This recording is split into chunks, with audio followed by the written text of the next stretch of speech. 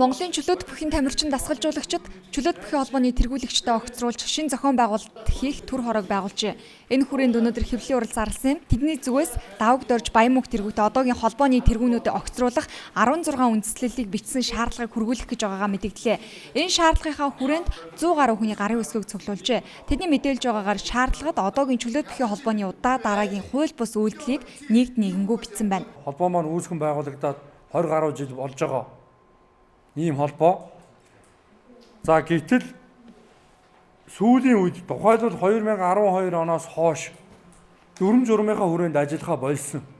Энэ нь одоо юугаар илэрч ийн үгүй юун түрүүнд 2009 оны 3 дугаар сарын 13-ны өдөр Монголын чөлөөт бүхийн холбооны их хурал хуралдаж дүрмээ баталсан байд юм аа. За энэ дүрмэнд юу гэж заасан байдаг вэ гэхээр Монголын чөлөөт бүхийн холбоо Олимпийн наадам дууснаас хойш 90 хоногийн дотор ээлжит их хурлыг зохион байгуулан хуралдуулж ерөнхийлөгч болон бусад удирдлагуудыг сонгож холбооныхоо бусад асуудлуудыг шийдвэрлэнэ гэж ингэж заасан байдیں۔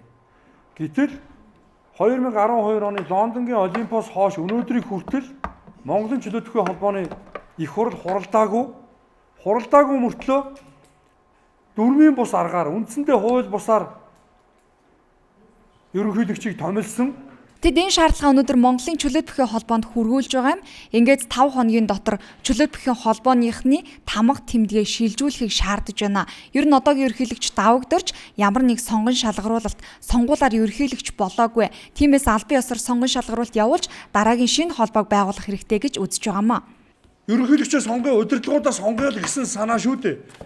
Тэгэхээр одоогийн энэ холбооны удирдлага гэж өөрсдийгөө үзэж байгаа, ярьж байгаа хүмүүсийн хувьд бол яг ямар байгууллагын удирдах зүйл юм бэ? Ямар байгууллагын ерөнхийлөгч юм бэ гэдэг нь айгүй эргэлзээтэй.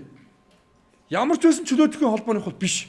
Ягаад гэвэл чөлөөт бүхийн холбооны дүрмэнд бол Олимпийн наадам дууснаас хойш 90 хоногийн дотор хуралдуулж ээж тэр хурлаараа ерөнхийлөгчөө сонгоно гэсэн байхад 2-3 хүн цуглаад дураараа бие бинийгээ чи ерөнхийлөгч би дэд ерөнхийлөгч нэгэд ингээд явж болохгүй. Энэ өөрөө хууль эрхцэн хувьд боломжгүй. Тийм учраас одоогийн энэ өөрсдөө чөлөөт бүхийн холбооны удирдлага гэж нэрлэдэг хүмүүс бол хууль бусаа.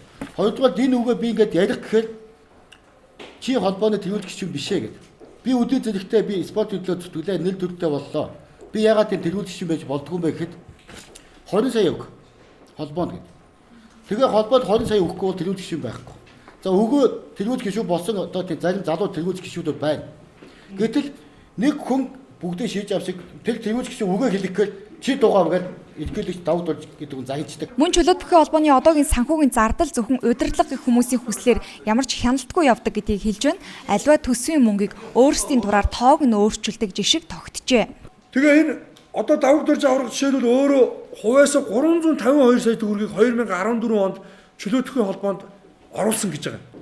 Яг өөрөө оруулахдаа яг аль данснаас хэдэн сарын хэдэнд хизээ шилжүүлсэн.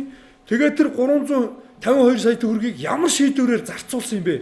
Зарцуулахдаа ямар үйл ажиллагаанд зарцуулсан бэ гэдэг нь ерөөсө тодорхойгүй. Зүгээр цээжнийхээ пангаар л ярьж байгаа байхгүй юу? Тэгэхээр хамгийн нэгдүгürt энэ холбоог удирдах байгаа хүмүүс бол өөрөө хууль бусаа. Хууль бус мөртлөө ингэж ажиллана гэдэг бол энэ чөлөөт бүхийг хамт олныг бол доромжилж байгаа асуудал. Монгол улсын хууль дүрмийг хүндлэхгүй байгаа асуудал. Монголын чөлөөт бүхийхний өнөөдрийг хүртэл олж авсан энэ их амжилтанд холбооны зүгээс наад зах нь тэмцээнд явах зардал санхүүгийн тусламж үзүүлдэггүй байсан гэдгийг хэллээ. Энэ хугацаанд соёл спорт аял жуулчлалын яамнаас л тамирчдад томоохон дэмжлэг үзүүлсээр иржээ.